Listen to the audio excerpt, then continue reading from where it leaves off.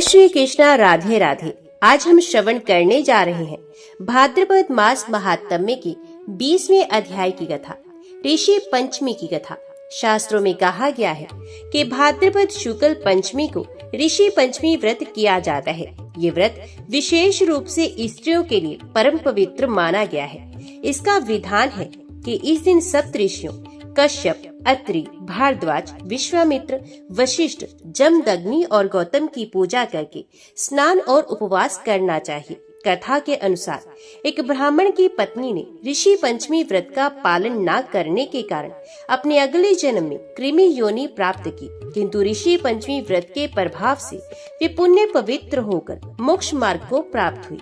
इस व्रत से स्त्रियों के मासिक धर्म आदि से हुए अनजाने दोष नष्ट हो जाते हैं, पितरों को तृप्ति मिलती है और कुल का उद्धार होता है। इसलिए भादो मास की ऋषि पंचमी हमें ये संदेश देती है कि शुद्ध आचरण, ऋषियों की आराधना और व्रत नियम पालन से जीवन के समस्त पाप धुल जाते हैं और आत्मा प्रकाश में हो जाती है। ऋषियों को नमन, मातृशक्ति को वंदन। जय श्री कृष्णा। भाद्रपद शुक्ल पंचमी को ऋषि पंचमी कहते हैं। पुराणों में वर्णन आता है कि ये व्रत स्वयं महर्षि गौतम ने अपनी पत्नी अहिल्या को सिखाया था। उन्होंने कहा था, स्त्री हो या पुरुष, यदि जीवन में अनजाने में पाप हो जाए तो ये व्रत उन सभी पापों को नष्ट कर देता है। ऋषि पंचमी विशेषतः स्त्रियों के लिए अनिवार्य मानी गई है, क्योंकि मासिक धर्म आदि की शारीरिक स्थिति में अनजाने में यदि धार्मिक नियम भंग हो जाए तो ये व्रत उन्हें शुद्धता और पवित्रता प्रदान करता है।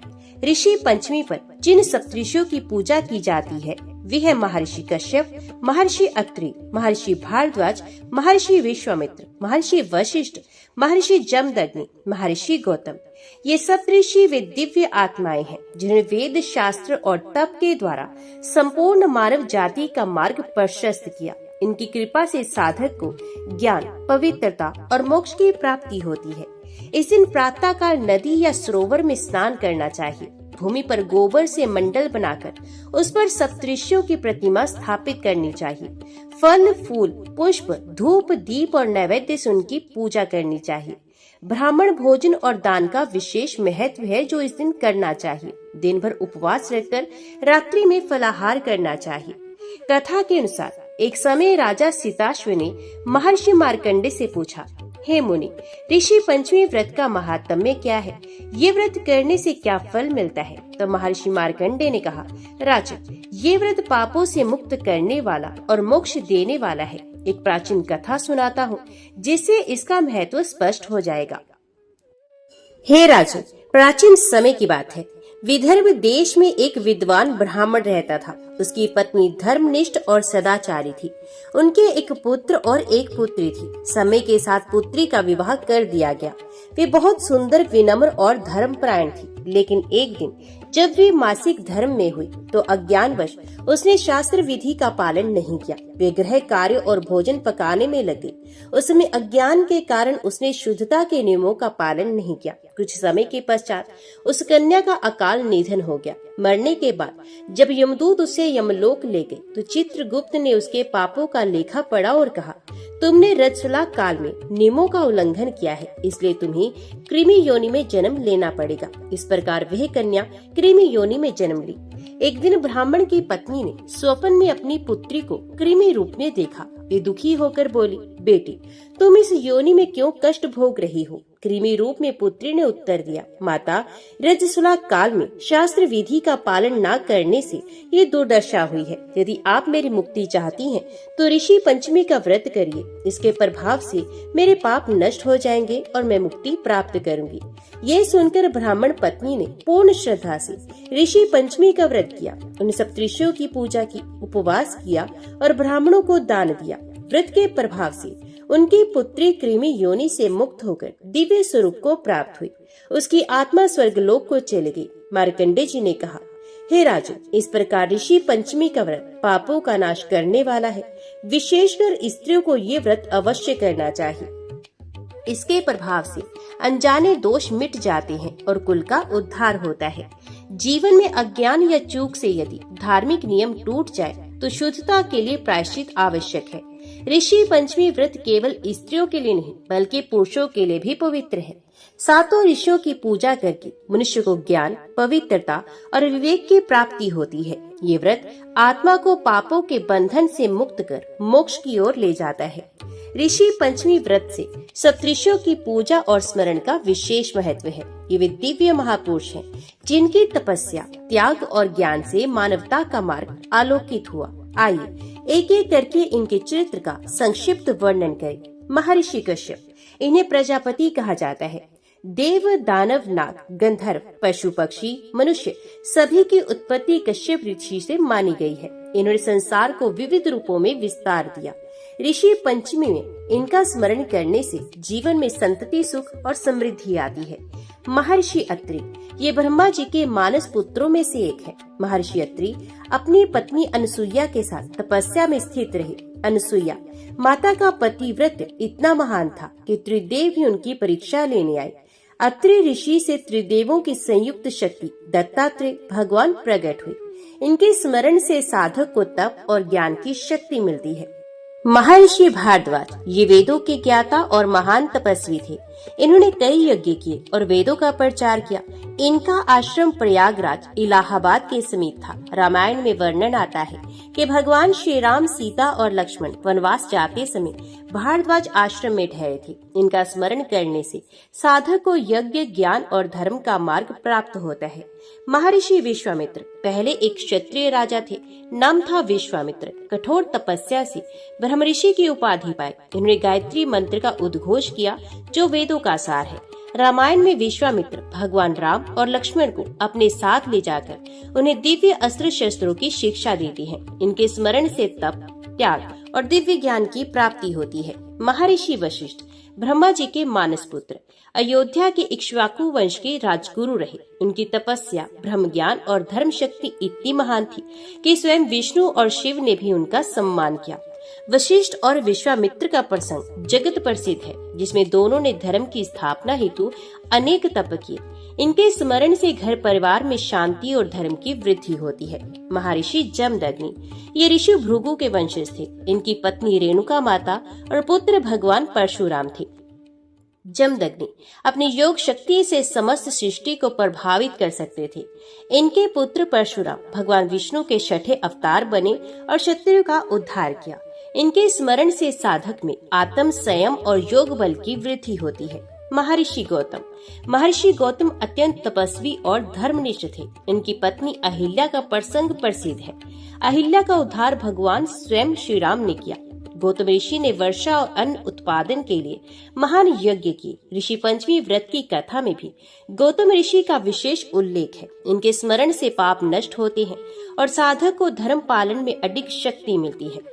ये सभी मिलकर धर्म, तप, त्याग और ज्ञान के प्रतीक हैं। सप्तऋषि आकाश मंडल में तारा मंडल के रूप में भी विराजमान है। रात को आकाश में सप्तऋषि मंडल देखने से ये स्मरण होता है कि ये दिव्य आत्माएं आज भी संसार को आलोकित कर रही हैं। सप्तऋषियों की पूजा करने से जीवन में संतान सुख, पितृ तृप्ति और समस्त पापों का नाश होता है।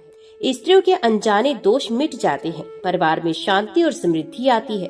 साधक को आत्म ज्ञान और मोक्ष का मार्ग मिलता है। भाद्रपद मास शुक्ल पक्ष की पंचमी को ये व्रत किया जाता है। इसे विशेषकर स्त्रियां करती हैं, परंतु पुरुष भी इसका पालन कर सकते हैं। ये व्रत हरतालिका तीज और गणेश चतुर्थी के बाद आता है, इसलिए इसका महत्व और भी बढ़ जाता है। व्रतधारी प्रातः स्नान करके स्वच्छ वस्त्र धारण करे। गंगा, यमुना अथवा किसी पवित्र नदी या कुएं में स्नान करना श्रेष्ठ है। यदि संभव ना हो तो घर पर ही जल में गंगा जल मिलाकर स्नान करें। घर के आंगन या पूजा स्थान को शुद्ध करें। गोबर, मिट्टी और गंगा जल से मंडप सजाएं। पंचरंगी रंगोली या हल्दी कुमकुम से पवित्र चिन्ह बनाएं। पूजा स्थल पर सप्तऋषियों की प्रतिमा या प्रतीक स्थापित करें। यदि प्रतिमा ना हो तो सुपारी, अन्न या कुशा से सप्तऋषियों का स्वरूप बनाकर रखें। उनके साथ भगवान गणेश तथा अरुंधति माता का भी पूजन करें। जल से भरा कलश, पंचामृत, दुर्वा, तुलसी पत्ती, पुष्प, धूप, दीप, नैवेद्य, चावल, फल, दक्षिणा और वस्त्र पूजा सामग्री के लिए आप यूज कर सकती हैं। व्रतधारी महिलाएं अपने हाथों में मेहंदी और सुहाग चिन्ह धारण करती हैं। सबसे पहले गणेश जी की पूजा करें, फिर सप्तऋषियों का आवाहन मंत्रों के साथ करें, पुष्प, अक्षत और जल अर्पित करें। इसके बाद अरुंधति माता का पूजन करें, दिन भर उपवास करें। महिलाएं इस दिन दांत साफ करने के लिए दातुन नहीं करती। रात्रि में कथा सुनना और सप्तऋषियों का स्मरण करना आवश्यक है। व्रत के अंत में ब्राह्मणों को भोजन कराना, दक्षिणा और वस्त्र दान करना चाहिए। स्वयं व्रतधारी केवल 7 प्रकार के अन्न ग्रहण करें, जिनमें गेहूं, चावल, मूंग, तिल, जौ, चना और धान शामिल है। इस व्रत को करने से पापों का नाश होता है, संतान सुख की प्राप्ति होती है, कुल उद्धार की तरफ जाता है, मोक्ष की प्राप्ति होती है। इस व्रत का फल गंगा स्नान, सहस्त्र गोदान और राजस्व यज्ञ के बराबर कहा गया है। कहा जाता है कि जो स्त्री इस व्रत का पालन करती है वे 7 जन्मों तक किसी भी प्रकार के दोष से मुक्त रहती है। इस दिन केवल शुद्ध सात्विक भोजन करना चाहिए। व्रत का स्मरण ही पापों का नाश करता है। ऋषि पंचमी की कथा हमें सिखाती है स्त्री और पुरुष दोनों को शुद्ध आचरण रखना चाहिए। अनजाने में हुई चूक के लिए ईश्वर से क्षमा मांगना और प्रायश्चित करना आवश्यक है। सप्तऋषि हमारे मार्गदर्शक हैं। उनके स्मरण से ही आत्मा में प्रकाश और जीवन में धर्म स्थापित होता है। ऋषि पंचमी केवल एक धार्मिक अनुष्ठान नहीं बल्कि समाज की एकता और नैतिकता को भी मजबूत करता है। इस दिन परिवार की महिलाएं और पुरुष एक साथ मिलकर पूजा करते हैं। इससे पारिवारिक बंधन मजबूत होता है।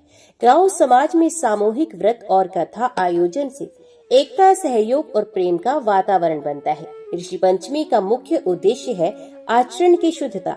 मासिक धर्म के समय नियमों का पालन केवल धार्मिक दृष्टि से ही नहीं बल्कि स्वास्थ्य और स्वच्छता की दृष्टि से भी आवश्यक है। इस व्रत से महिलाओं को ये संदेश मिलता है कि शरीर और मन की शुद्धता के बिना आध्यात्मिक उन्नति संभव नहीं। जब महिलाएं ऋषि पंचमी का व्रत करती हैं, तो पूरे परिवार पर उसका शुभ प्रभाव पड़ता है। गृहस्थ जीवन में कलह दूर होती है, परिवार में समृद्धि, सुख और स्वास्थ्य की वृद्धि होती है।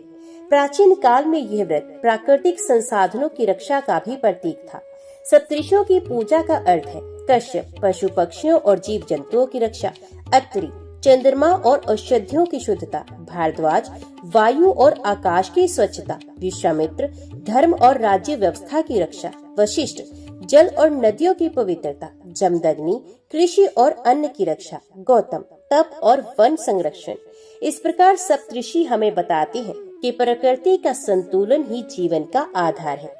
इस व्रत से पाप क्षीण होती हैं और आत्मा शुद्ध होती है। व्रतधारी को ध्यान, भक्ति और ईश्वर के प्रति समर्पण की शक्ति मिलती है। सप्तऋषियों के स्मरण से साधक को ज्ञान और विवेक की प्राप्ति होती है। ये व्रत मनुष्य को अहंकार से मुक्त करके विनम्रता की ओर ले जाता है। ऋषि पंचमी स्त्रियों को ये संदेश देती है कि वे समाज में धर्म रक्षा की मुख्य आधारशिला है। जब स्त्रियां शुद्ध आचरण और नियमों का पालन करती हैं, तो उनका तेज पूरे परिवार और समाज को प्रभावित करता है। ये व्रत स्त्री की गरिमा और उसकी आध्यात्मिक शक्ति का उद्घाटन करता है। ये व्रत केवल सांसारिक लाभ नहीं देता बल्कि आत्मा को पाप बंधनों से मुक्त करके मोक्ष की ओर ले जाता है। पूर्वजों के पितृदोष से भी इसे समाप्ति मिलती है। व्रतधारी अंत समय में विष्णु लोक को प्राप्त करता है। आज के समय में भी ये व्रत उतना ही प्रासंगिक, उतना ही प्राचीन काल में था।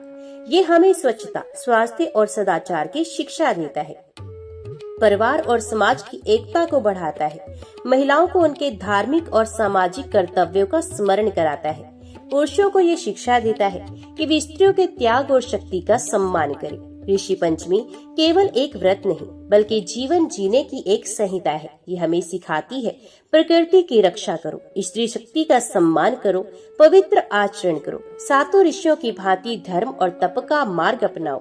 यही कारण है कि भादो मास में ऋषि पंचमी का स्थान अत्यंत पवित्र और कल्याणकारी माना गया है। हरे कृष्णा। अभी हम श्रवण करने वाले हैं हरिवंश पुराण के 20वें दिन का पाठ। हरिवंश पुराण में भगवान श्री कृष्ण की लीलाएं धर्म, भक्ति और ज्ञान का अद्भुत संगम है। आज के पाठ में हम सुनेंगे कि किस प्रकार भगवान श्री कृष्ण ने अपने भक्तों पर कृपा बरसाई और धर्म की रक्षा के लिए असुरों का संहार किया। महर्षि नारद जी ने भी ये पुराण सुनाते हुए कहा कि जो मनुष्य श्रद्धा और विश्वास के साथ हरिवंश पुराण का पाठ करते हैं, उनके जीवन से सभी संकट दूर होते हैं। घर परिवार में सुख शांति और समृद्धि का वास होता है। श्रोताओं, इस पवित्र दिन भगवान श्री कृष्ण के नाम का जप करने मात्र से ही जन्म जन्मांतर के पाप मिट जाते हैं। जो भक्त इस दिन गंगा स्नान, दान और हरिवंश पुराण का श्रवण करता है, उसे विष्णु लोक की प्राप्ति होती है।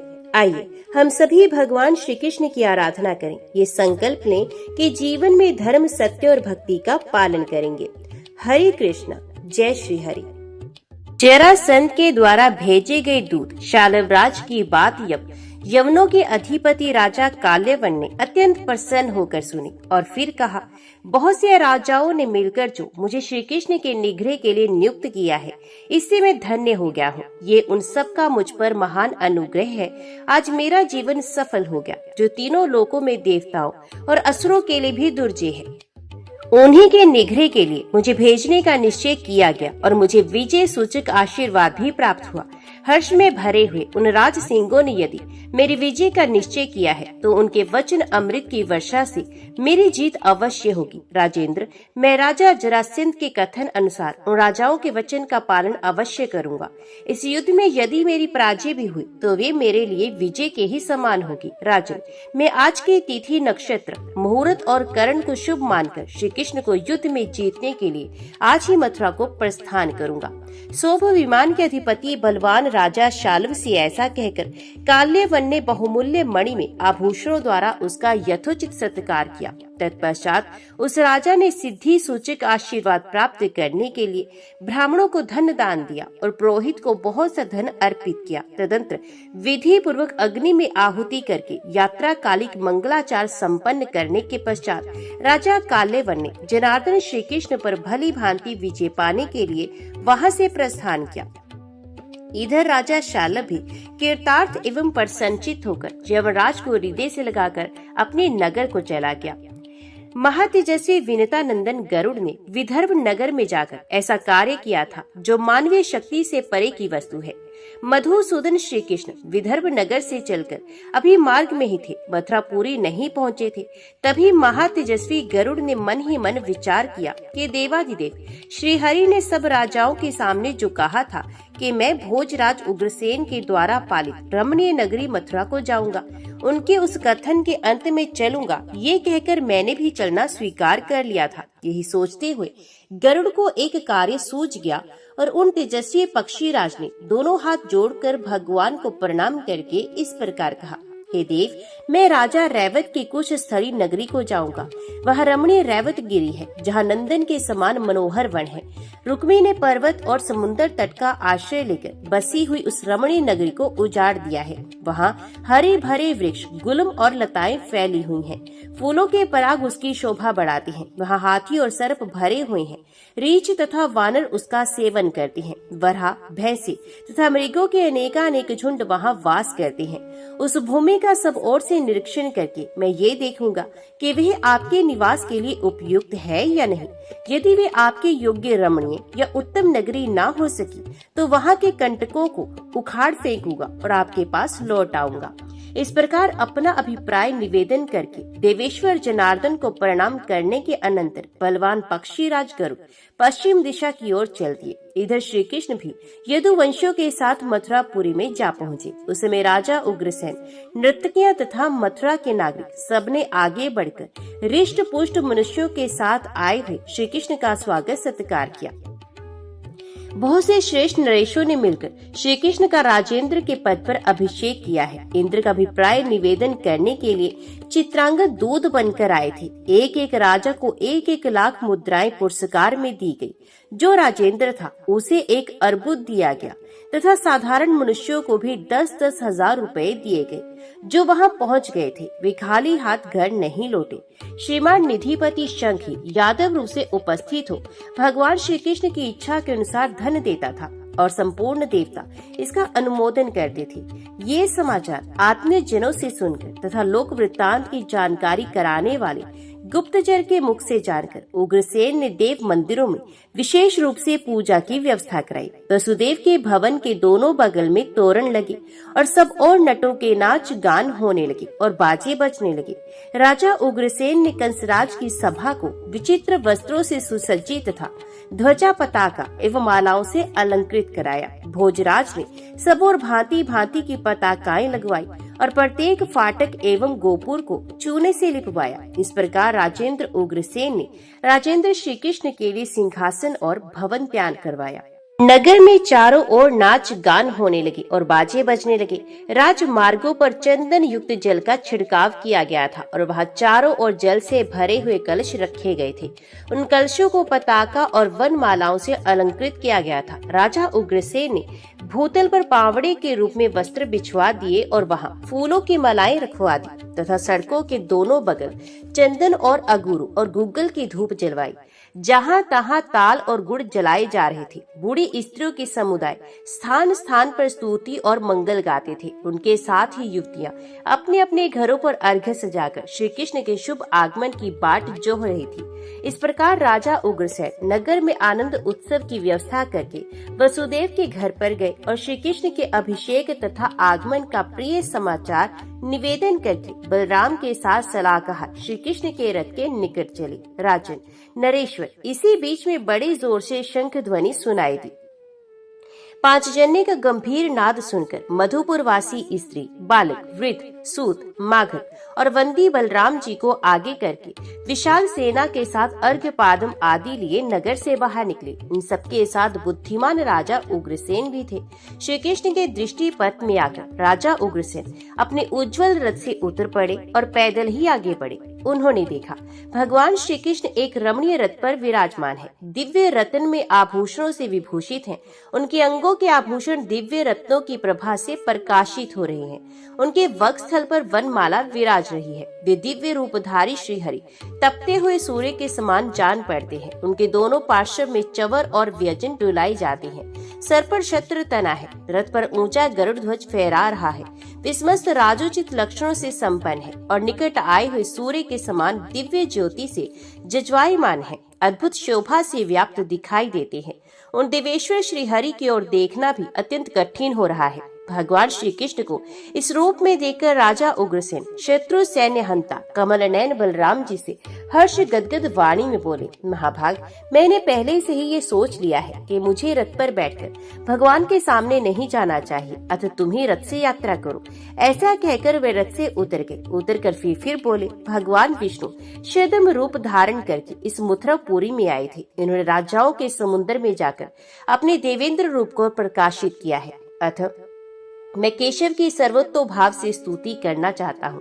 तब श्री कृष्ण के बड़े भाई महातेजस्वी बलराम ने राजा उग्रसेन को इस प्रकार उत्तर दिया, नरेश्वर, यहाँ आते हुए देव प्रवर श्री कृष्ण की स्तुति करना आपके लिए उचित नहीं। आप पर तो श्री कृष्ण बिना स्तुति के ही संतुष्ट हैं। जब वे संतुष्ट ही हैं, तो उनकी स्तुति से आपको क्या लेना है? आपके दर्शन मात्र से ही उनकी स्तुति हो गई। श्री कृष्ण राजेंद्र का पद पाकर आपके घर आ रहे हैं, इसलिए आप अमानुषिक दिव्य स्तुतियों द्वारा उनकी स्तुति करें, यह आपके लिए उचित नहीं। इस तरह बातचीत करते हुए वे दोनों श्री कृष्ण के निकट जा पहुँचे। राजा उग्रसेन को हाथ में अर्घ्य लिए खड़ा देख वक्ताओं में श्रेष्ठ श्री कृष्ण अपने उत्तम रथ को ठहराकर उनसे इस प्रकार बोले, मथुरापति, मैंने जो आपका इसलिए अभिषेक किया था कि आप मथुरा राज्य के स्वामी हो, उसी आप स्वयं ही मटिया मेट कर दें, यह आपके लिए उचित नहीं। राजन, मैंने आपको अर्घ्य पादम और आचमनीय निवेदन किया है, अतः आप मुझे ये सब वस्तुएं ना दें, यही मेरे मन को प्रिय है। नरेश्वर, मैं आपके मनोभाव को जानकर कहता हूँ, आप ही मथुरा के राजा हैं और रहेंगे, इसे अन्यथा करना आपके लिए उचित नहीं। महाराज, मैं आपको पुरस्कार के रूप में नियत धन का भाग अर्पित करूंगा। जैसे अन्य सब राजाओं को दिया गया है, वैसे आपके लिए भी सामने रखा हुआ है। वस्त्र और आभूषण छोड़कर केवल 1 लाख स्वर्ण आपके हिस्से में अर्पित है। अब आप उस स्वर्ण भूषित शुभ्र रथ पर आरूढ़ होइए। महाभाग, चवर, व्यंजन, छत्र, ध्वज और दिव्य आभूषणों से सूर्य के समान प्रकाशमान मुकुट धारण कीजिए। साथ ही इस पुरी का पालन करते रहिए। आप पुत्रों और पौत्रों के साथ आनंदित रहकर मथुरापुरी का पालन कीजिए। शत्रुगणों को पराजित करके भोजवंश को बढ़ाइए। ब्रजधारी इंद्र ने शूरसेन के कुल में उत्पन्न हुए देवताओं के भी देवता, सबके आदि कारण शेष स्वरूप बलराम जी के लिए दिव्य वस्त्र और आभूषण भेजा है। मथुरा के सभी नागरिकों के लिए पृथक पृथक 10-10 दिनार स्वर्ण के भाग नियत किए गए हैं। सूत, मागध और बंदी जनों में से एक एक को 1,000 दिनार प्राप्त होंगे। मंगल गाने वाली बूढ़ी स्त्रियों तथा नर्तकियों को 100 दिनार दिए जाएंगे। विकिरदु आदि जो प्रमुख यादव राजा उग्रसेन के साथ रहते हैं, उनमें से प्रत्येक का भाग इंद्र ने 10-10 हजार दिनार नियत किया है। इस प्रकार मथुरा वासियों के सेना के मुहाने पर राजा उग्रसेन का सम्मान करके भगवान मधुसूदन ने सारी मथुरा को महान आनंद से परिपूर्ण करते हुए उसमें प्रवेश किया। जैसे स्वर्ग में देवता शोभा पाते हैं, उसी प्रकार मथुरा में भगवान श्री कृष्ण और वहाँ के नागरिक दिव्य आभूषणों, दिव्य पुष्पों की मालाओं तथा दिव्य वस्त्र और चंद्रों से अलंकृत हो सबर प्रकाशित हो रहे हैं। भेरी, पठा, शंख और दुदंबी आदि वाद्यों की ध्वनि के साथ हाथियों के चिघाड़ने, घोड़ों के हींसने, शूरवीरों के सिंहनाद करने तथा रथ के पहियों की घरघराहट होने से जो सम्मिलित महान शब्द होता है, वे आकाश में मेघों की गर्जना के समान प्रतीत होता था। वंदीजन भगवान की स्तुति करते थे और प्रजा वर्ग के लोग उनके चरणों में मस्तक झुकाते थे। उस समय धन का अनंत दान करके भी श्री हरि को कोई विस्मय या गर्व नहीं हुआ।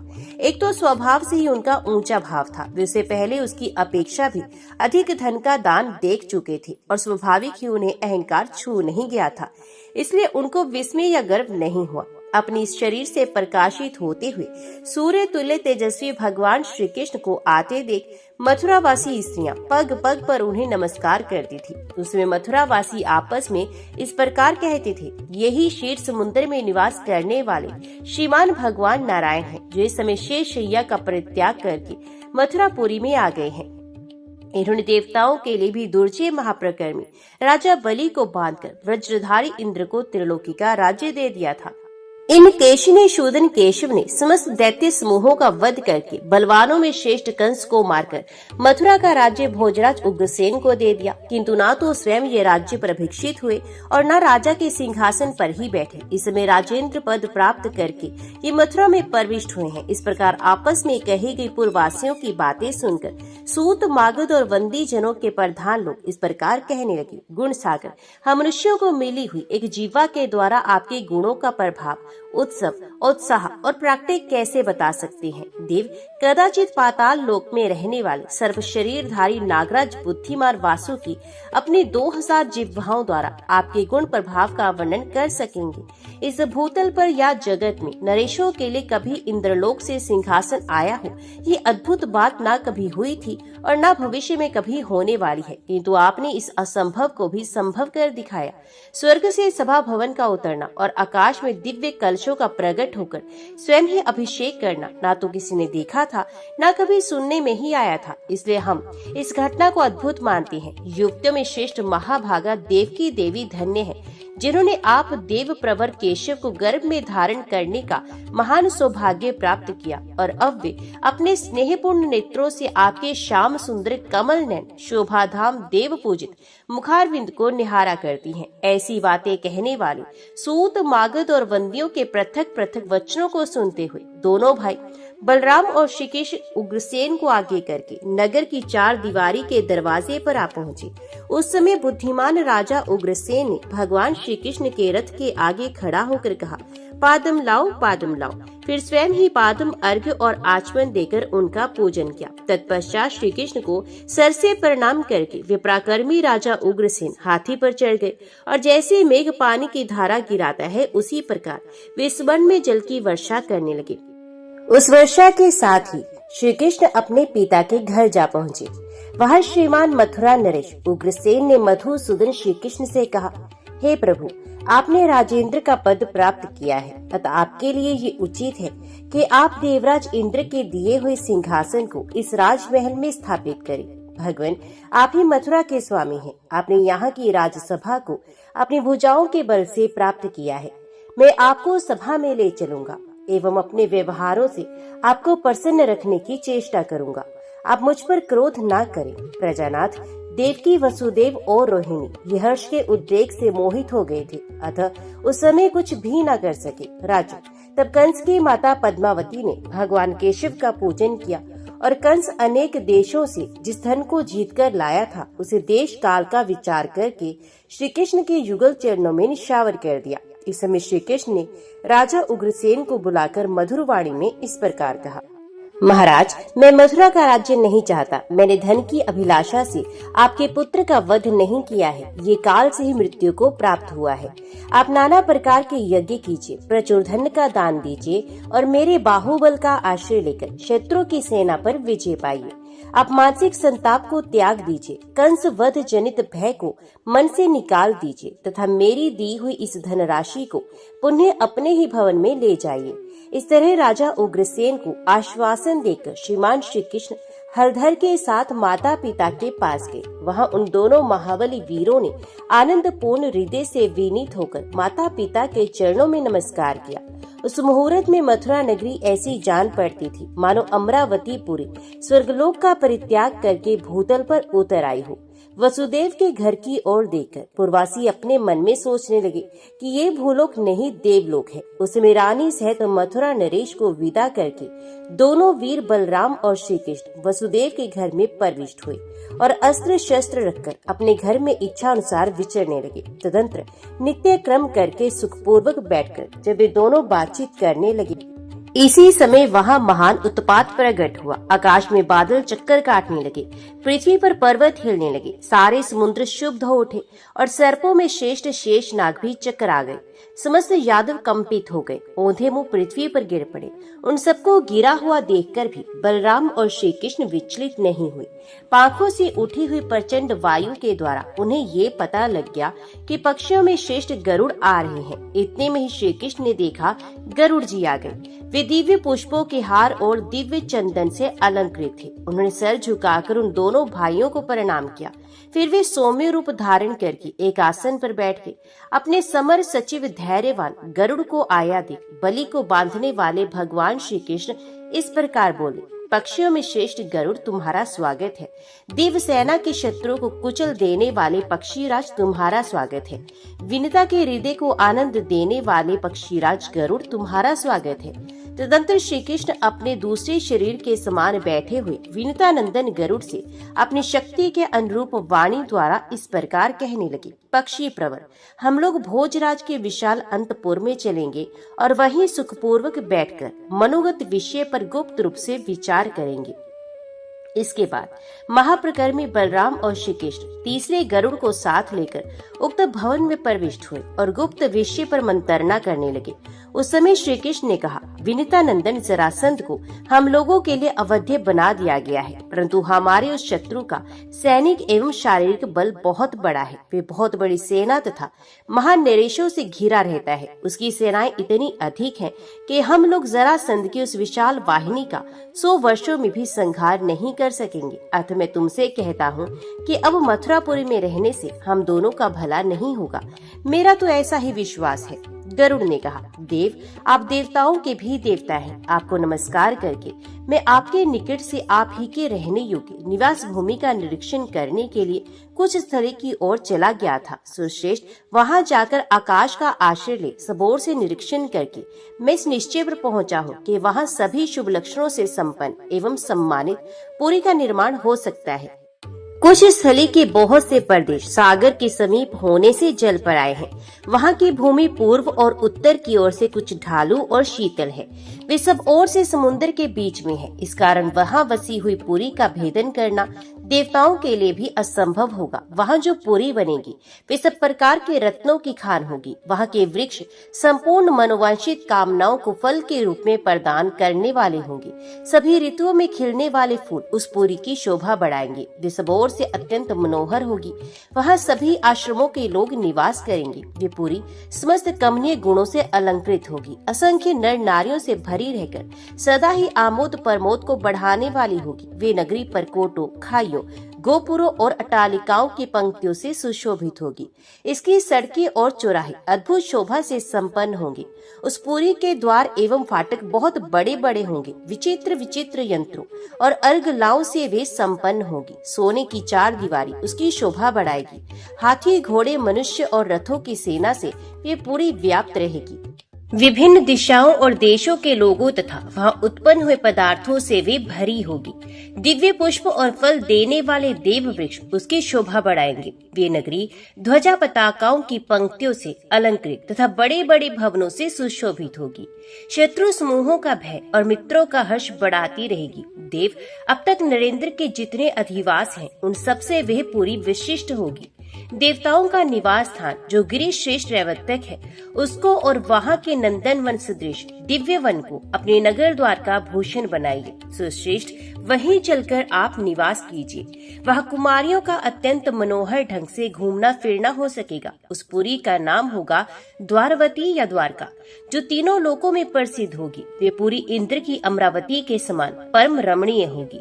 यदि महासागर जल से ढकी हुई भूमि का कुछ भाग दे देगा तो वहाँ उपयुक्त गुणों से संपन्न पुरी का निर्माण हो सकेगा। साक्षात विश्वकर्मा पधार कर वहाँ आपकी इच्छा के अनुसार नाना प्रकार के शिल्प कर्म करेंगे। प्रभु, आप मणि, मोती, मूंगा, हीरा, वैदूर्य तथा दिव्य भावों से युक्त त्रिलोकी के अन्यान्य दिव्य रत्नों द्वारा ऐसे महल बनवाइए जो स्वर्गलोक की देव सभाओं के समान शोभा पा रहे हों। उनमें सैकड़ों दिव्य खंबे लगे हों। वे महल सोने की ईंटों से बने हों और उन्हें सब प्रकार के रत्नों से विभूषित किया गया हो।